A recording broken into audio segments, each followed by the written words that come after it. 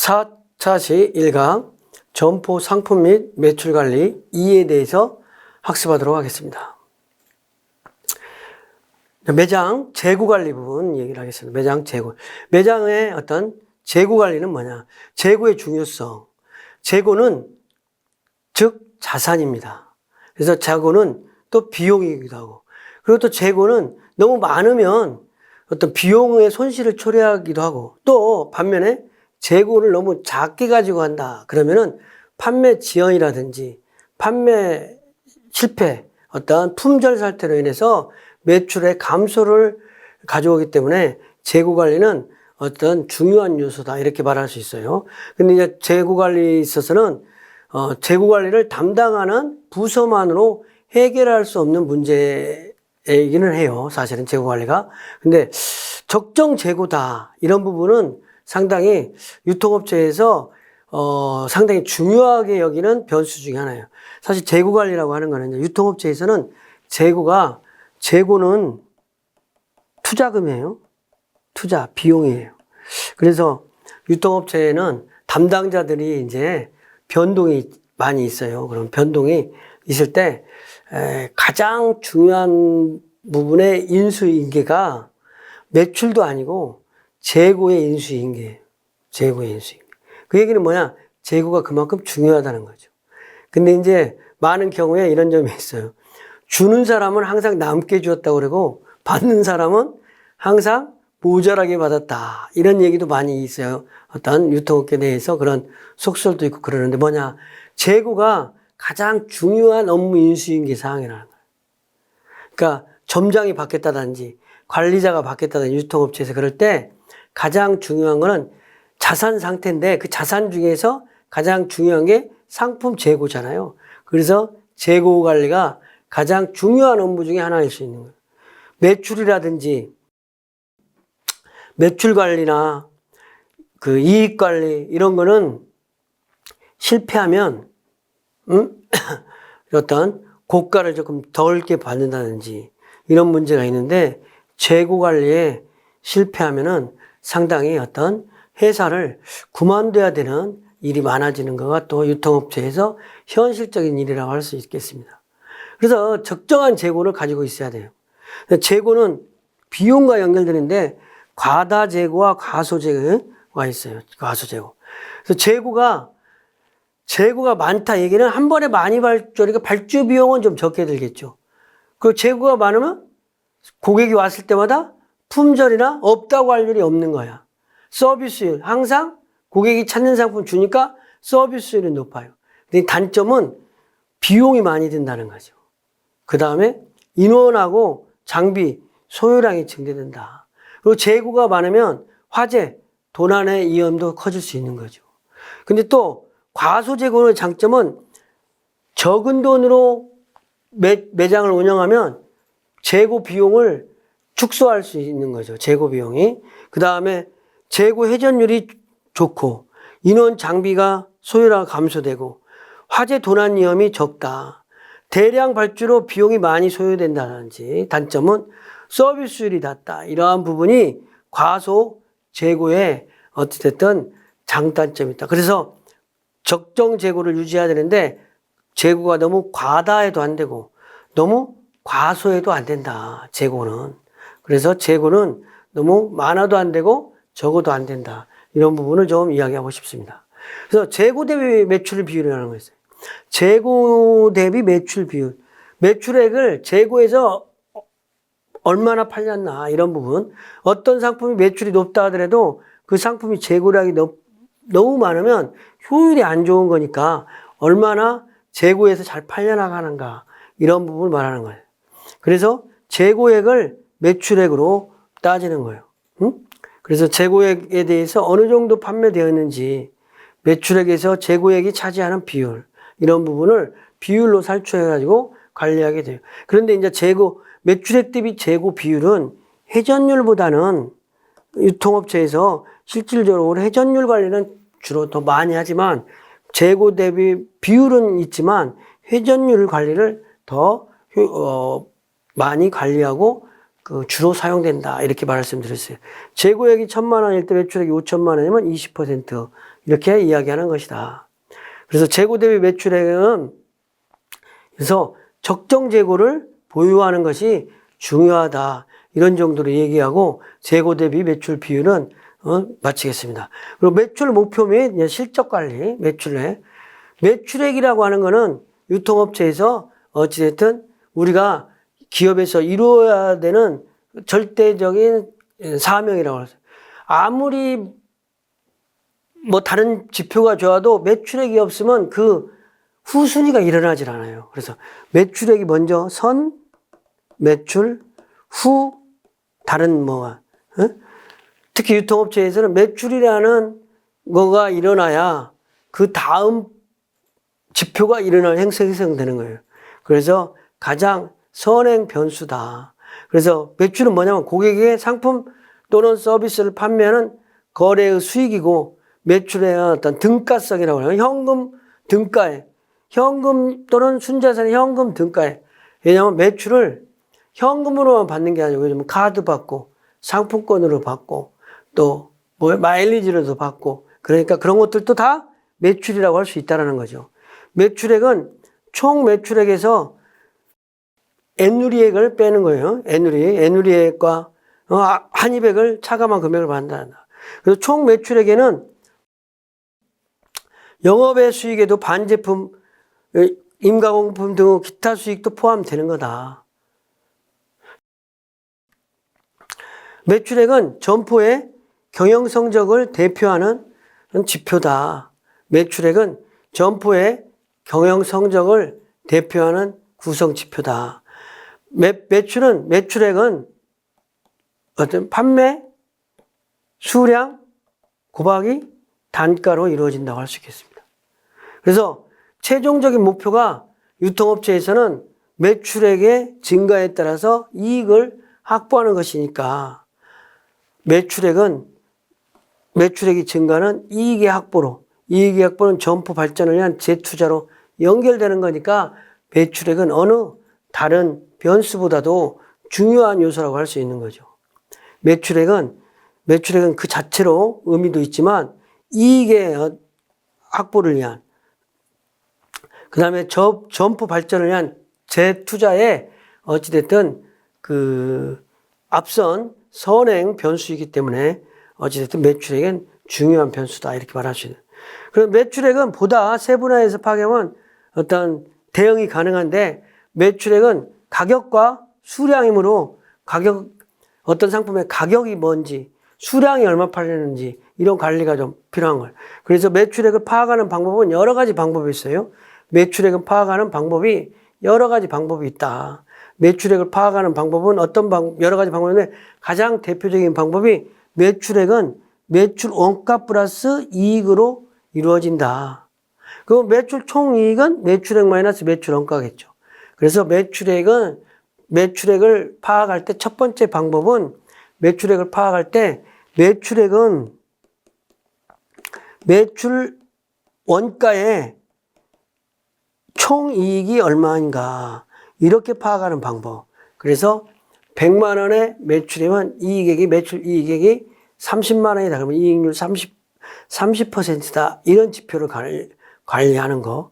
이런 부분을 어떤 매출 파악하는 방법에 가장 우선순위로 대표적으로 사용하는 방법이다.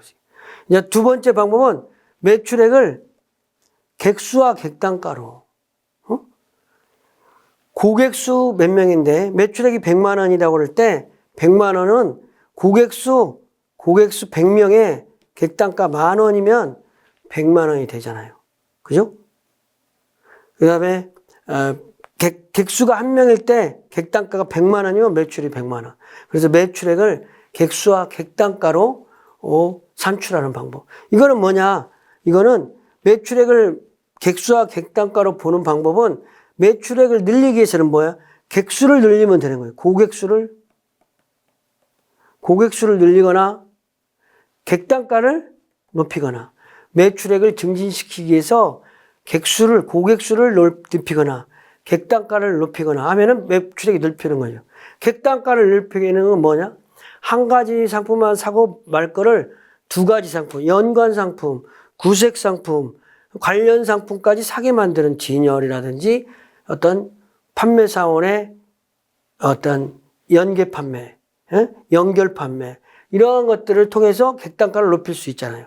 그리고 객수는 뭐예요? 고객을 많이 오도록 홍보를 극대화한다든지 미끼 상품을 해가지고 광고한다든지 그래서 고객수가 일 고객수가 1000명이었던 거를 1500명으로 늘리면 매출액이 50% 상승할 수 있잖아요. 그런 것들을 관리하기 위해서 매출액을 객수와 객단가로 구분해 보는. 그리고 또 매출액을 점포 면적으로 산출해 보는 것도 있어요. 매출액은 평당 매출액이 얼마인데, 예?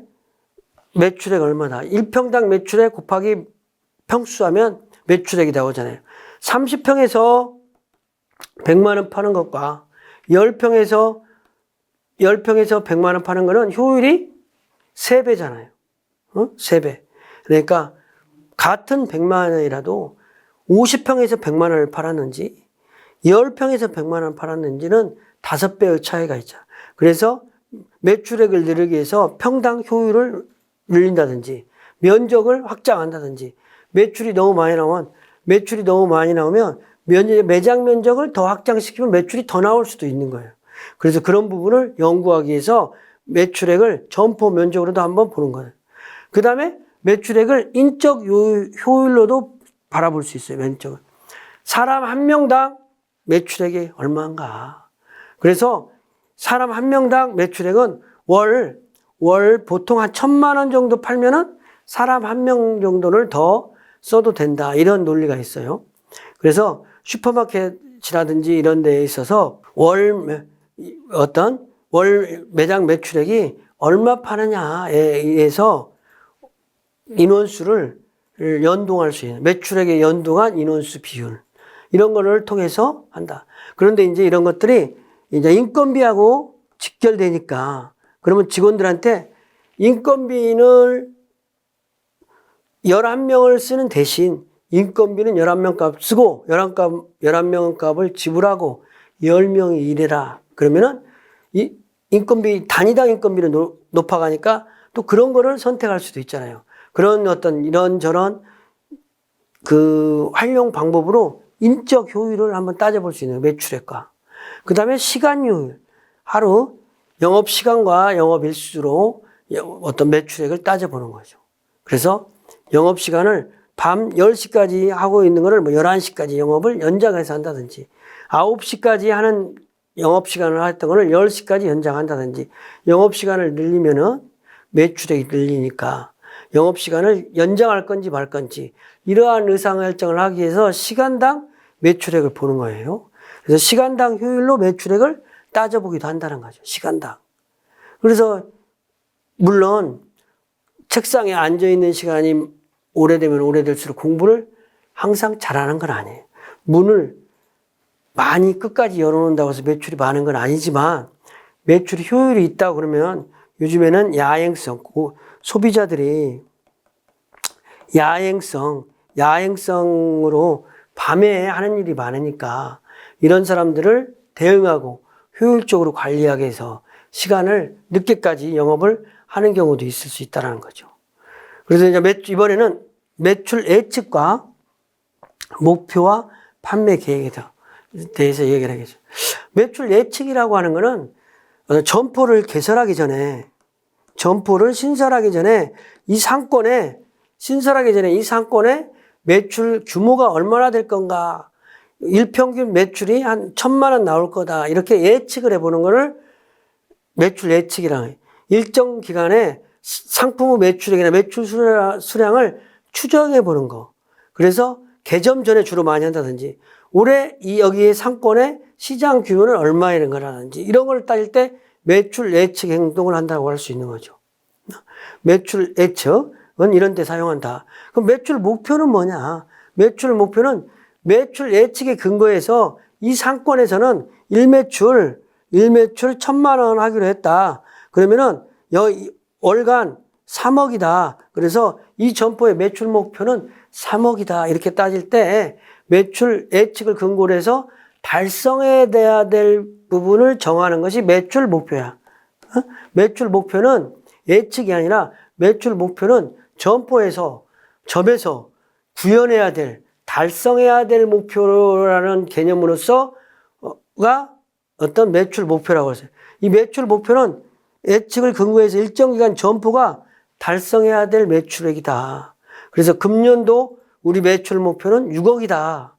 그래서 이를 달성하기 위해서 월 매출 목표는 5천만 원입니다. 이렇게 해서 직원들에게 공유도 하고 관리하고 이렇게 서로 어떤 체크를 하는 거죠. 그래서 날짜가 지나면 니네 어떤 특정한 점포 A 점포는 월간 매출액이 5천만 원이었는데 90% 달성을 했다.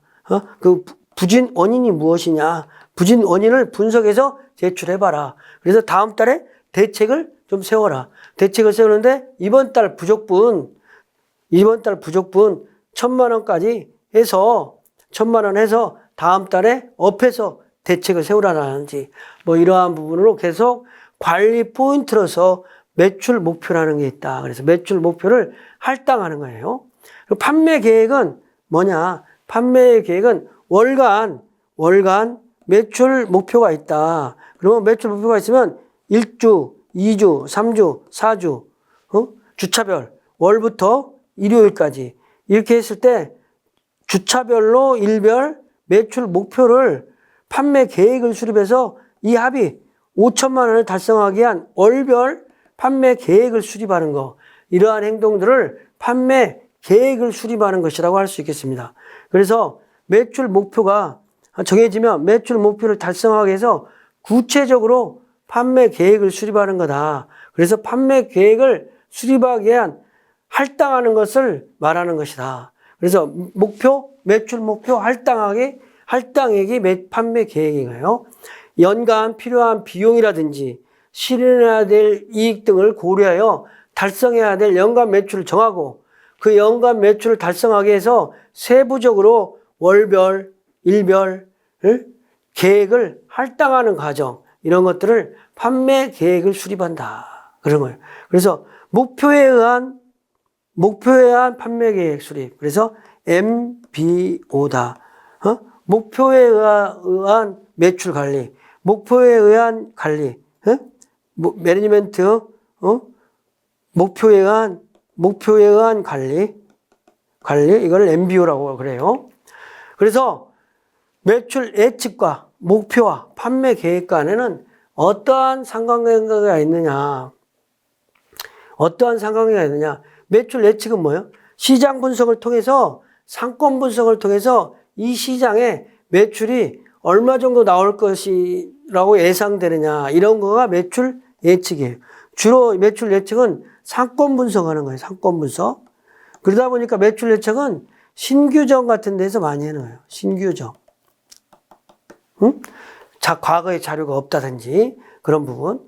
그래서 매출 목표는 매출 예측을 달성하기 위한 목표치를 수립하는 거예요. 목표치. 그래서 연간 목표를 부여한다든지, 그래서 점포에 어떤 본부에서 프랜차이즈 본부라든지, 아니면 그 점포 본부에서 여러 다점포를 할 때 본부에서 점포별로 매출 목표를 하달하는 거죠. 그래서 그 목표의 예측과 목표는 항상 일치하는 건 아니에요. 근데 목표를 하달하는 거. 그런 것이 매출 목표라고 할 수 있다. 거기다 판매 계획은 목표를 달성하기 위해서 월별, 일별, 세부 계획을 세우는 거. 세부 계획을 수립하고 대책을 세우는 거.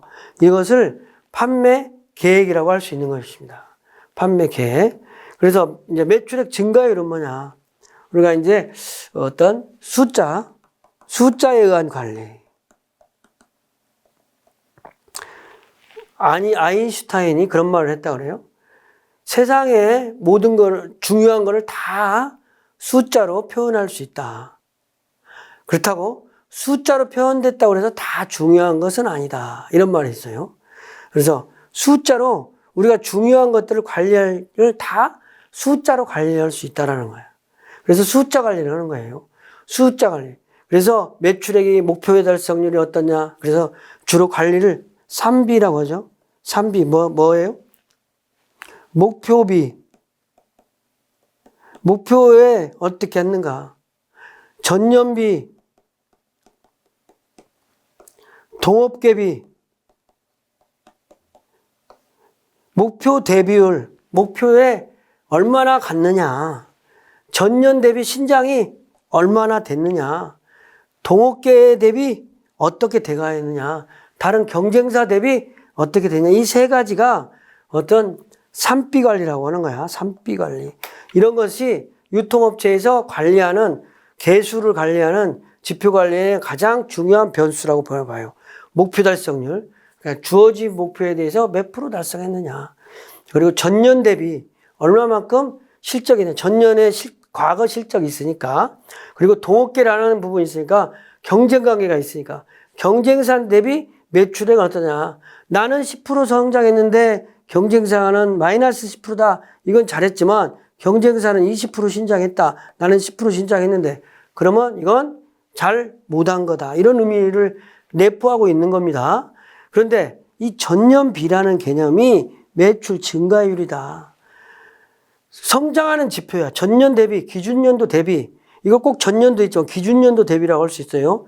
전전년도 될 수 있고, 기준연도 대비로 매출액이 얼마나 증가됐느냐.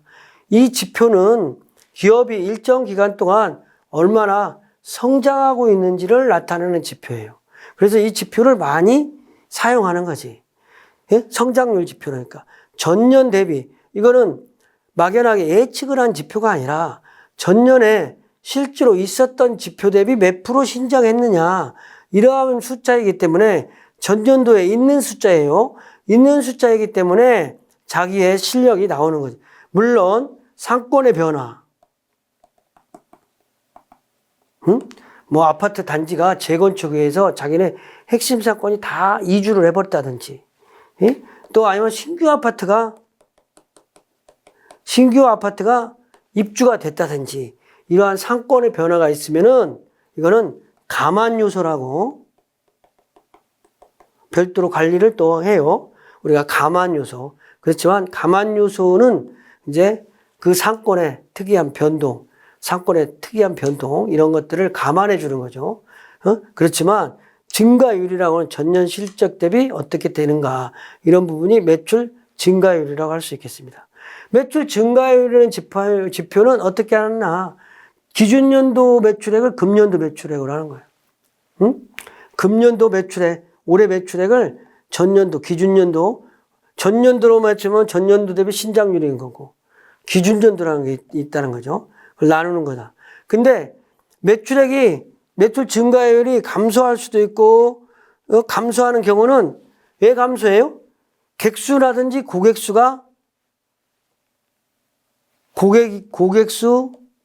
곱하기 객단가가 매출이니까 매출액이 증가되지 않았다는 얘기는 객수가 감소하거나 객단가가 내려갔겠죠. 그래서 그런 이유가 있는지를 좀 파악해 보는 거예요. 필요가 있는 거죠. 그래서 매출액이 감소하는 경우는 뭐냐. 경쟁점이 출점한다 그러면 매출액이 출점할 수 있어요. 특히 자사의 경쟁점. 이거는 치명타예요. 경쟁점이 출점한 경우 매출액이 줄 수 있는 거예요. 그 다음에 상품 매입 타이밍이 좋지 않아서 입하가 늦어서도 매출액이 감소할 수 있는. 한참 추울 때는 모피 코트가 안 들어오는데 추위 다 지나니까 모피 코트 들어온다든지, 한참 더워 죽겠는데 에어컨 물량이 없어도 못 판다든지, 선풍기가 없어도 못 판다든지, 이런 부분에 의해서 매출이 줄 수도 있는 거죠. 그리고 객단가가 내려갈 수 있어요. 객단가는 뭐예요? 연결 판매, 상품을 살 게 없다는 거지. 손님이 들어오긴 들어오는데 살 게 없어서 물건을 못 사는 경우가 있어요. 이런 건 뭐냐? 우수한 판매사원이 퇴사한 경우도 이런 일이 발생해요. 아주 판매사원에 따라서 뭐 일평균 100만 원 팔던 점포가 일평균 150만 원 팔 수도 있고 그러잖아요. 우수한 판매사원이 퇴사하면 매출이 내려갈 수도 있지. 그리고 그 다음에 고가품 상권의 경쟁점에, 고가품이 경쟁점에 뺏기는 경우, 큰 손님들이 외부로 유출해요.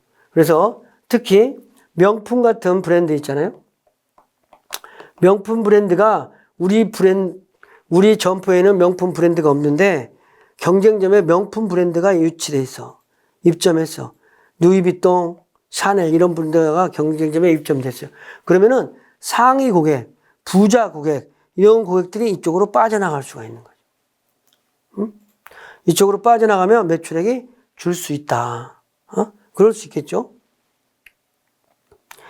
매출 증가에는 전년도 대비 금년도 매출 100으로 하는 건다. 매출액이 증가한 경우는 원인을 분석해서 다음번 판매활동에 참고해서 지속적으로 매출이 증가할 수 있도록 일시적으로 매출 증가가 아니라 지속적으로 매출이 증가.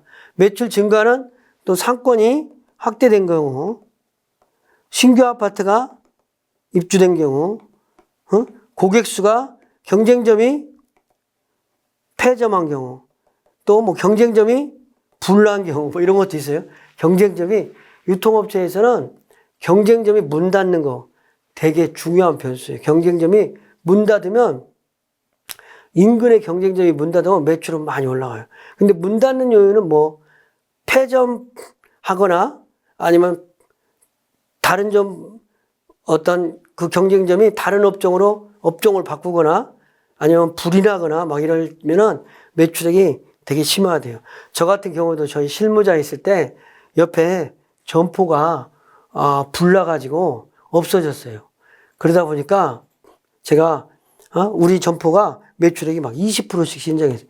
그래서 그때는 이제 좀 초창기라서 가만 요인 이런 것들이 없으니까 불났으면 경쟁점이 없어진 거 아니야. 그럼 경쟁점 없어지니까 뭐 10%라든지 20%는 감안해서 빼줘야 되는데 그런 요인 없이 매출 20% 신장하니까 상금을 막 주는 거지. 그럼 그 상금 받아가지고 직원들이 소고기 먹으러 많이 좀 다녔죠. 그래서 한 2년간 경쟁점 불러가지고 없는 팀에 소고기 많이 먹었어요, 소고기. 그러니까 그런 경우도 있다. 경쟁점이 없으면은 자기가 매출이 빡 이렇게 올라갈 수 있다는 거지. 매출이 증가도 그 증가한 원인을 파악해서 그 증가됐으면 일시적인 건가, 장기적인 건가. 일시적이라면 또 다르지만 고객들이 오니까 매장을 변화시켜야 되잖아요. 매출이 증가되면 그 증가한 고객을 잃지 않기 위해서는 뭐 어떻게 해야 돼요? 매장을 새로운 고객들에 맞게 매장을 세단장하고 리뉴얼하고 변경시켜야 될 요소가 필요한 거예요. 고객이 늘었는데도 매장을 그대로 변화시키지 않으면은 고객이 다시 일시적으로 왔다가 빠질 수 있는 거예요. 그래서 우리 유통업체에서는 고객이 늘었다고 해도 그거를 가지고 대책을 세워야 되는 거예요. 새로운 고객이 들어오면 새로운 고객이 좋아할 만한, 새로운 고객이 선호하는 MD로 그런 걸 갖춰가지고 판매를 더 극대화할 수 있도록 노력을 해야 된다. 이렇게 말씀드릴 수 있겠습니다. 그래서 또 차이 분석이라는 게 있어요. 차이 분석. 차이 분석은 뭐냐? 목표와 실제와의 차이를 분석하는 거예요. 매출 목표와 차이를 분석하고 그 차이가 나는 원인을 찾아내고 그 대책을 강구하는 거예요. 그래서 차이 분석을 하는 건 매출 목표와 실적과의 차이를 말하는 건데 이런 차이도 있지만 그냥 추정 차이도 있어요. 만약에 오늘 매출 얼마 나올 것 같아요? 그래가지고 100만 원 나올 것 같습니다. 근데 오늘 저녁에 매출 얼마 나왔어요? 그러면 95만 원 나왔습니다. 그러면 5% 틀렸잖아. 오차율이 5%다. 그렇게 뭘 맞추느냐. 이렇게 또 관리하는 경우도 있어요. 이런 거는 점쟁이나 맞출 수 있는 거지. 이런 부분은 조금 문제점이 있죠. 응? 만약에 아침에 오늘 저녁 매출을 추정해봐라 하고 저녁 때 됐어. 추정액대로 안 나왔어. 그러면 추정액 잘못됐으니까 그거에 대해서 책임져라. 이렇게 하면 좀 곤란한 거지. 그냥 월간 단위로 해서 월간 매출액이 얼만데 그 월간 실적 해보니까 매출 차이가 얼마 났으니까 그 차이에 대해서 원인을 분석해보고 대책을 수립해라. 이런 부분은 좀 이해가 된다고 할 수 있겠습니다. 차이 분석을 매출 목표와 실적 간의 차이 분석을 통해서 얻게 되는 이점이 뭐냐. 차이가 큰 항목을 중점적으로 관리할 수 있는 거예요. 매출액 목표와 실적자의 차이가 점포 단위로 하더라도 공산품, 농산물, 축산 이렇게 해서 만약에 그 다음에 비식품 이렇게 해서 다른 거는 다 100% 달성하는데 비식품만 50% 달성한다. 그럼 비식품에 문제가 있다. 그래서 비식품을 집중적으로 구색이 어떻게 됐는지, 어떤 품목이 없어서 못 파는 건지, 아니면 경쟁점이 어디 생겼는지 이런 거를 관리할 필요가 있다는 거죠. 차기의 매출 계획을 짜는데도 도움이 되는 거지. 그리고 통제 기능을 수행할 수 있다. 관리부서에서 차이 분석을 통해서 점포들을 통제하는 거죠. 점포들을. 그리고 점포의 진행사항을 파악할 수 있어요. 점장이 일시적으로 게을러서 매출이 떨어질 수도 있거든요. 그리고 직원 간에 팀워크가 안 좋아서 매출이 떨어질 수 있고, 이런 부분을 관리할 수 있어요. 직원의 근로 의욕을 향상시킬 수 있다. 으쌰으쌰 해서 화이팅 해서 매출을 높일 수 있는 거가 있거든요. 직원 간의 갈등이 심해지면 그 갈등 문제 때문에 매출이 줄어드는 사태도 있으니까, 이러한 부분을 차이 분석을 통해서 면밀하게 점포 현장을 분석해 보는. 근데 한 달의 차이 분석 가지고는 모든 것을 알 수 없지만 연도별, 월별, 일별 차이 분석을 면밀하게 분석하면 그 차이를 발견해낼 수 있는, 왜 이러한 일이 벌어지는지 이러한 거를 얻을 수 있는 실마리가 보일 때가 많아요. 그래서 숫자를 다른 사람은 숫자에 의해서 관리를 하다 보면 관리 능력이 되게 상승되기도 해요. 이상한 숫자를 발견해서 그 숫자가 의미하는 바를 물고 늘어지면 재고가 너무 많다든지, 잘 팔리는 상품 재고가 너무 없어서 못 판다든지, 이러한 점포의 문제점을 발견해낼 수 있는 실마리를 숫자에서 캐치해낼 수 있다는 것입니다. 그래서 차이 분석의 절차는 어떻게 하냐. 차이 분석을 하는데 차이 분석의 절차가 그러면 어떻게 되는 거냐. 실제 매출액을 작성하는 거야. 1월 달이면 1월 달 실제 매출액, 1월 1일부터 1월 30일까지 실제 매출액. 그리고 목표액과 실제 매출액과의 차이를 구해. 그래서 일별 차이는 얼마고 누계 차이는 얼마인지. 그리고 또 항목별로 아니면 요일별로 차이가 있는지, 품목별로 차이가 있는지. 그래서 원인을 파악하는 거예요. 그래서 원인을 파악하는데 그치는 게 아니고, 그 원인을 파악했으면 그거를 문제점을 해결할 수 있는 대안을, 원인만 마이너스 10%입니다. 마이너스 20%입니다. 이것만을 말하고 이것만을 보고하려고 자료를 만드는 게 아니고, 이것만을 보고하려고 자료를 만드는 게 아니고 대책을 강구하는 거다 이거예요. 대책을. 대책을 강구해요. 대책을. 그래야 관리자다 이렇게 말할 수 있는. 관리자는 차이를 발견해가지고 이게 이렇게 됐습니다. 이게 이렇게 됐습니다. 이게 부진했습니다. 이게 마이너스 30%입니다. 이건 마이너스 20%입니다. 그래가지고 우리 점포는 마이너스 15%입니다. 이거를 말하는 게 아니라 차이를 발견했으면 그 차이를 해결할 수 있는 대안을 가지고 대안을 제시하는 게 관리자다. 그게 점포의 책임자다. 이렇게 말할 수 있는 것이죠. 그래서 연간 목표 달성률이라는 게 있어요. 연간 목표. 목표 대비 달성률이 그게 차이일 수 있으니까. 그래서 연간 목표 달성률은 매출 목표에서 실제로 차지하는 비율로 산출하는 거다. 그래서 연간 목표 달성률은 연간, 월별, 주별, 일별로 보다 단기적으로 분석하면 그만큼 대책을 강구할 수 있어요. 그래서 연간 매출 달성률은 실제 매출하고 매출 목표로 하는 건데 이건 뭐예요? 성과급, 인사고가 이런 거를 하는데 충분한 기초자료로 활용하는 거예요.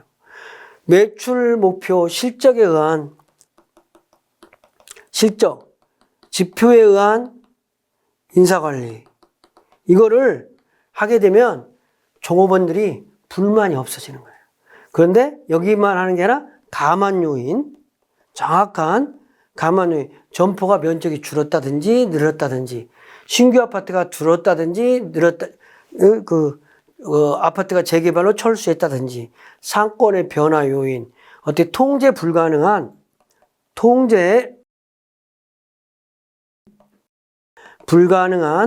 감안 요인을 감안해서 매출에 대한 실적을 목표에 대한 달성률로 실적을 구해서 그 실적을 근거로 해서 고가 관리, 성과급 관리 이런 걸 하게 되면 직원의 불만도 없어지고 관리가 더 효율화될 수 있다.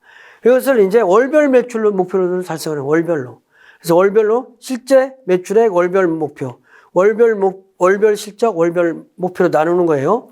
그래서 월이 모여서 연이 되는 거니까. 그래가지고 차원에는 미달된 거를 엎어 씌워서 이렇게 그 부족분을 그 다음 달에 반영하기도 하고 그렇기도 해요. 근데 추세가 3개월 정도가 계속 빠지고 있다 그러면 추세치라는 게 있는 거예요. 추세치가 있어서 그거는 감안 요인으로 빼주는 것도 방법이다. 그래야지 안 되는 거면 안 되는데 지속적으로 더 잘 되라고 하면은 무슨 일이 벌어져요? 포기할 수 있어요. 그 다음에 부정한 방법으로 매출을 일으키는 어떤 깡시장이라고 하는 어떤 그런 부분이 있어요. 시장에 신라면, 동원참치, 백신 커피 이런 것들을 고객한테 파는 게 아니라 도매상한테 팔아가지고 어떤 현금화해서 그거를 매장에 마이너스 당에 찍는다든지 그런 나쁜 방법으로 매출을 해서 매출 목표를 달성하는 데만 문제 해결로 삼는 경우가 있다는 거지. 이러면 안 되는 거죠. 매출 목표 달성이 근간이 돼야 되지만 매출 목표 달성이 지상의 목표는 아니잖아요. 이게 그리고 너무 안 되면 이렇게 포기하게 돼.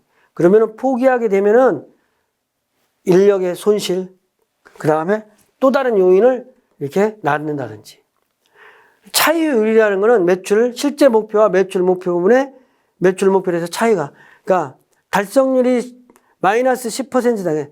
목표 대비 5% 부족하다 그러면 5% 차이가 난다 이런 말이에요.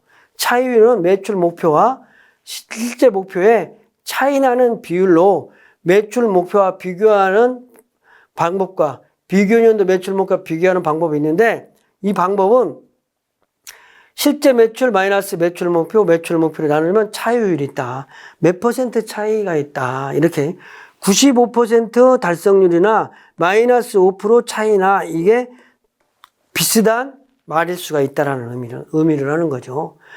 수치상으로 95% 달성했다는 말이나 마이너스 5% 차이가 달성 미달하게 마이너스 5%다. 이런 부분이 동일한 의미로 사용될 수 있습니다. 그래서 차이율을 관리하는 거예요.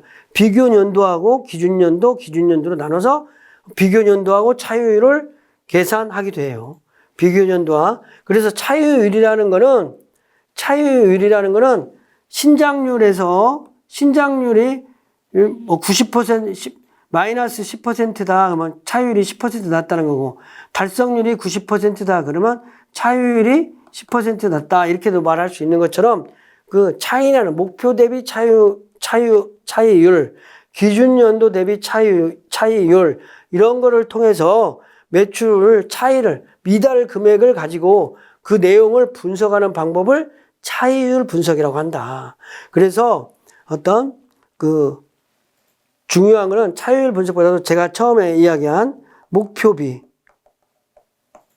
그 다음에 전년비, 동업계비 이 세 가지 비율을 가지고 점포의 매장의 실적 관리를 하는 부분이 조금 더 현실성에 맞는 방법이 아닌가 이런 생각이 들어요. 그래서 목표 달성에 어떻게 되는가, 전년도 달성에보다 어떻게 되는가, 동업계보다 어떻게 되는가 이런 지표를 가지고 감안 요인을 한다. 감안 요인은 상권의 특별한 변화 요인을 말하는 거예요. 상권의 특별한 변화 요인은 내가 통제할 수 없으니까 그런 요인을 감안해서 봐줘야지 그냥 상권 요인 감안하지 않고 무조건 목표대로 하라. 그러면은 안 되는 거죠. 알겠죠? 이상으로 어떤 강의를 마치고 다음 시간에는 점포 상품 및 매출 관리 3에 대해서 학습하겠습니다.